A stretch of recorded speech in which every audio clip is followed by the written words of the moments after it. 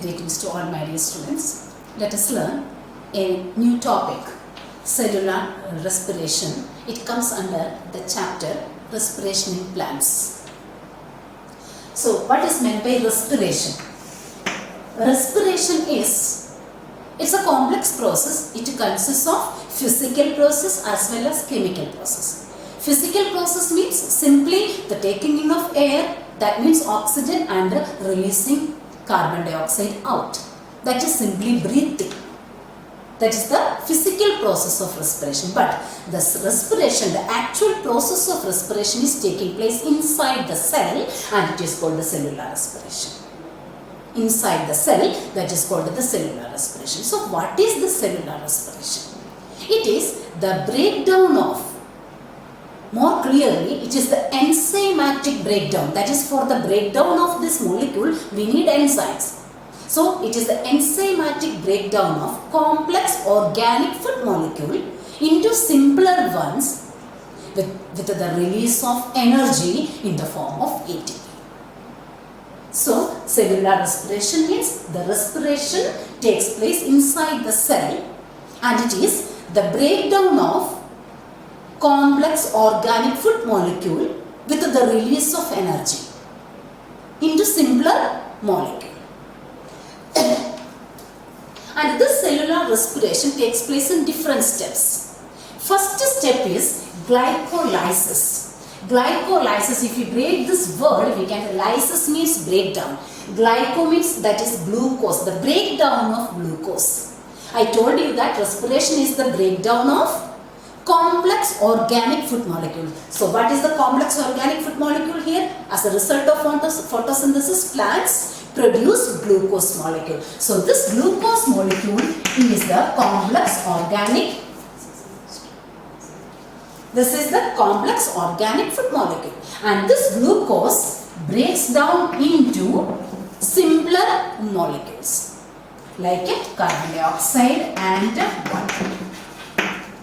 Isn't it? And the whole reaction in this particular conversion is called the cellular respiration, and it takes place in different places. That is, first in cytoplasm, and then the further steps in the mitochondria.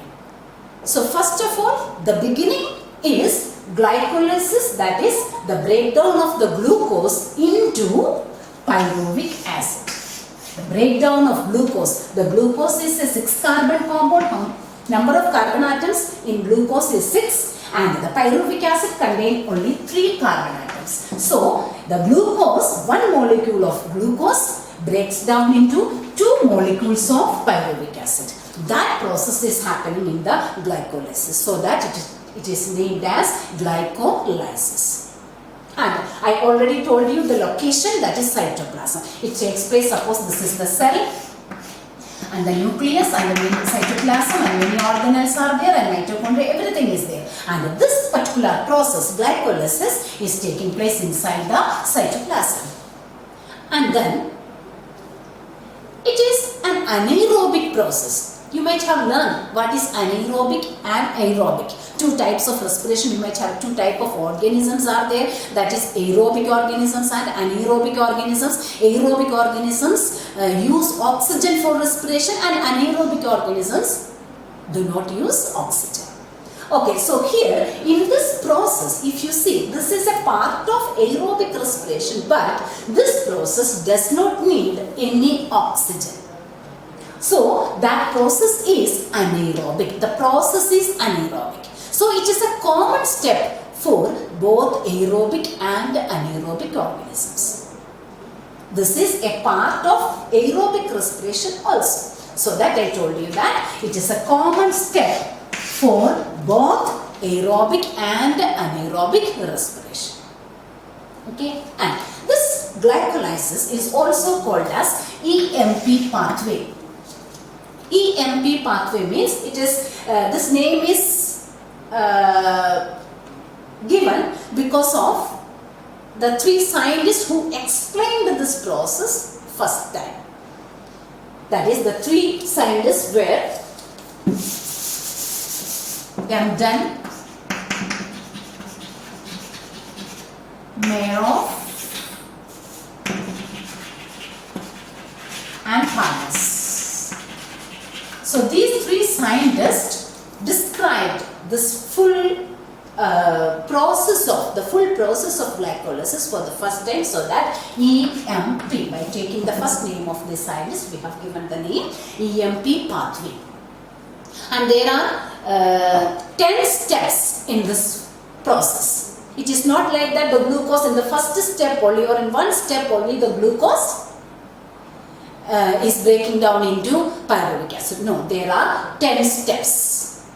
A series of 10 steps of chemical reactions are there. That is also enzyme mediated chemical reactions. And where the 6 carbon compound glucose converts into 2 molecules of 3 carbon compound pyruvic acid. Now let us see the different processes in or different chemical reactions in this glycolysis.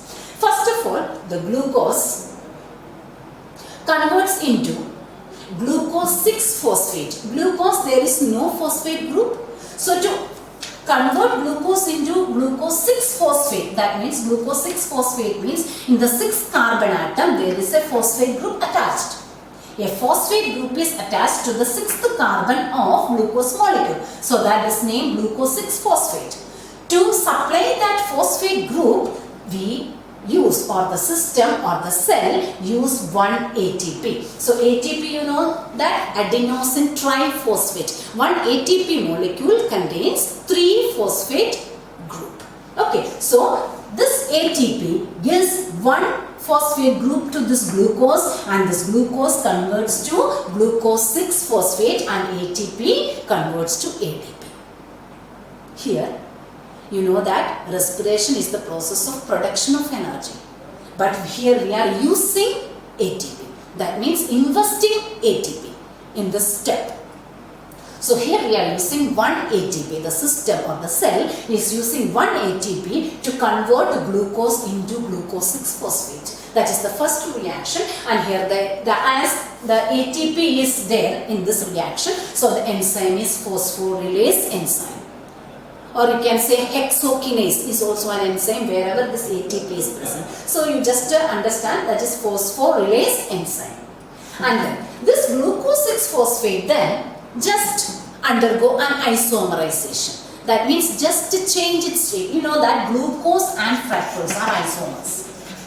Isomers means they have same chemical formula, but the structure is different. Structural formula is different. So that this glucose converts to fructose. That means simple isomerization, that is glucose 6-phosphate converts to fructose 6-phosphate with the help of an enzyme, isomerase enzyme. So now we have a fructose 6-phosphate inside the cell. And then the next reaction, again the fructose 6-phosphate take one more phosphate molecule from one more ATP molecule.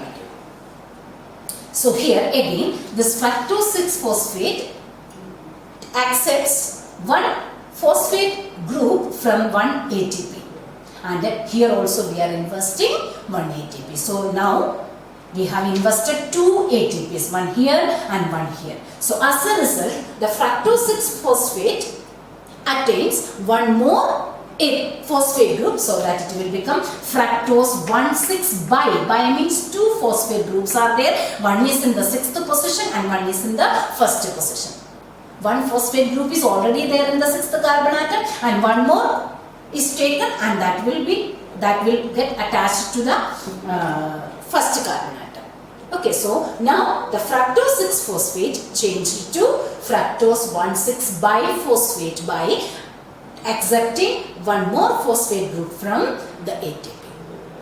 Here we are using 2 ATPs. And the next step is a breaking down process. That means this fructose 1,6 biphosphate breaks down into 2 compounds or 2 molecules of 3 carbon compound. This is also a 3 carbon compound, and this is also a 3 carbon compound. Here this is a 6 carbon compound, this is also 6 carbon compound, and this is also a 6 carbon compound. This also a 6 carbon compound, but here this 6 carbon compound breaks down into 2 molecules of 3 carbon compound. Another one is glyceraldehyde 3-phosphate, where at the third carbon atom 1 phosphate group is there, and another one is dihydroxyacetone phosphate. One is glyceraldehyde 3-phosphate and another one is dihydroxyacetone phosphate. And this dihydroxyacetone phosphate is an unstable compound and it soon get converted to glyceraldehyde 3-phosphate. And we can say that these are isomers also. These are isomers. So, and as it is not stable, it gets converted to glyceraldehyde 3-phosphate. So from here onwards we have 2 molecules. Till here we have only 1 molecule. But from this stage onwards 2 molecules are undergoing chemical reaction simultaneously. Okay, then now what happens? In the next step now, how many molecules of glyceraldehyde 3-phosphate? We have 2 molecules of glyceraldehyde 3-phosphate. One is the original glyceraldehyde 3-phosphate, one is the converted dihydroxyacetone phosphate. Okay, that is 2 molecules of glyceraldehyde 3-phosphate. In the next step, the glyceraldehyde 3-phosphate undergoes oxidation. For oxidation, something must be there for reducing. So, there we are using one NAD plus, and this NAD plus reduced to NADH plus H plus, or we can simply write it as NADH2. And as a result of oxidation, the glyceraldehyde 3-phosphate converts to 1,3-biphosphoglyseric acid. That means the aldehyde converts into acid as a result of oxidation. The oxidation is with the help of NAD+. NAD plus converts to NADH plus H plus, and the oxidation of glyceraldehyde to glyceric acid. One thing you might have noticed here, it is glyceraldehyde 3-phosphate. Only 1 phosphate molecule is there, group is there, but here you can see that 1,3-biphosphoglyseric acid. That means 2 phosphate groups are there. From where does this glyceraldehyde accept this phosphate? That is from an inorganic. It is not from ATP. It is an inorganic molecule supplies the phosphate group to the glyceraldehyde 3-phosphate. There is no use of ATP. This phosphate group is coming from an inorganic molecule. Okay, so here the glyceraldehyde 3-phosphate, which has only 1 phosphate group at the 3rd carbon atom, converts to 1,3-biphosphoglyseric acid, undergoes oxidation. As a result of oxidation, aldehyde is converted to glyceric acid with the addition of 1 more phosphate group. And here, this 1,3-biphosphoglyseric acid releases 1 phosphate group along with some energy, and then that phosphate group will be taken up by this ADP and stores the energy and produces ATP.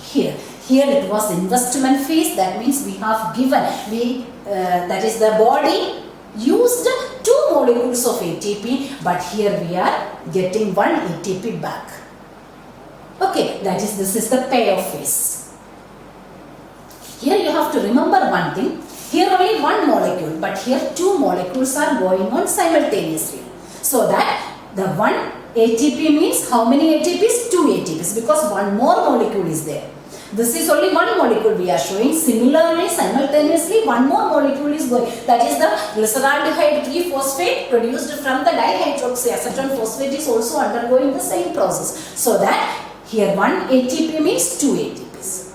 Okay, so 1,3-biphosphoglyseric acid releases 1 phosphate group and 1 ATP would be produced. And then this 1,3-biphosphoglyseric acid converts to 3-phosphoglycerate or glyceric acid. 3-phosphoglyceric acid, because the phosphate group from the first carbon atom is released out. Now, the 3-phosphoglyceric acid is converted to 2-phosphoglyceric acid. Simply a mutation. That means a shifting of this. See, you can see here 3-phosphoglyceric acid, the phosphate group is in the third carbon atom. But here 2-phosphoglyceric acid means the shifting of the phosphate group from third carbon to second carbon. And the enzyme here is mutase. Isn't it? 2-phosphoglyceric acid. And the next step, the 2-phosphoglyceric acid converts to phosphoenol pyruvate. Phosphoenol pyruvate. Simple reaction, that is the 2-phosphoglyceric acid converts to phosphoenol pyruvic acid or pyruvate in the presence of the enzyme enolase. The enzyme is enolase. And then the phosphoenol pyruvic acid is converted to pyruvic acid. You can see that here phosphoenol pyruvic acid contains one phosphate group. But the pyruvic acid does not contain any phosphate group. That phosphate group is released out here, and that would be accepted by one molecule of ADP and produce one molecule of ATP. Here also we are showing one ATP but two ATPs are there. Two molecules are going on simultaneously, so that two ATPs would be produced here. So this is the last step, that is 3-carbon compound. What is that? Pyruvic acid. How many molecules of pyruvic acid? 2 molecules of pyruvic acid are produced as a result of glycolysis. So the 6-carbon compound C6, that is the H12O6, the 6-carbon compound glucose is broken down into 2 molecules of 3-carbon compound pyruvic acid with the release of some ATP and by using some ATP. Let us see how many ATPs we have used and how many ATPs are produced. Now you can see that in the first step we have used 2 ATP. Okay, this ATP we used, but in here you see, here you got 2 ATP and here you got 2 ATP. So we produced, as a result of glycolysis, the cells produced 4 ATP, but we used 2 ATP in the preliminary steps, so that the gain ATP, number of ATPs we gain or the body gain is only 2 ATP. But one more thing is there. I told you that here one NADH2, and this NADH2 can produce 3 ATP when it passes through electron transport chain. So this NADH2 is not a waste product. It can produce ATP, but not instantly. But this ATPs we can just produce directly. We can use at the time only. But this cannot be used at the same time. It has to go through a series of chemical reaction or electron transport chain. Then only it can produce 3 ATP. But it can produce 3 ATP. It is an energy rich compound. So if you calculate that also, then here from here onwards 2 molecules are there. So here one NADH2 means 2 NADH2 molecules. So that 2 NADH2 molecules means 6 ATP would be produced. So the gross gain is 8 ATP molecules. But the net is 2 ATP. But that means for our immediate use we have only 2 ATPs. But this is also whenever we need. So this NADH2 can produce 3 ATPs. So that we are calculating 2 NADH2 molecules, so that 6 ATPs. So gross gain of ATP in glycolysis is 8. But net is only 2 because 4 ATPs we are producing here, but we are using 2 ATPs in the preliminary step. So this is the thing all about glycolysis. It is the breakdown of 6-carbon molecule glucose into 2 3-carbon compound pyruvic acid. Then the next step of the cellular respiration that we will explain in the next video. Thank you.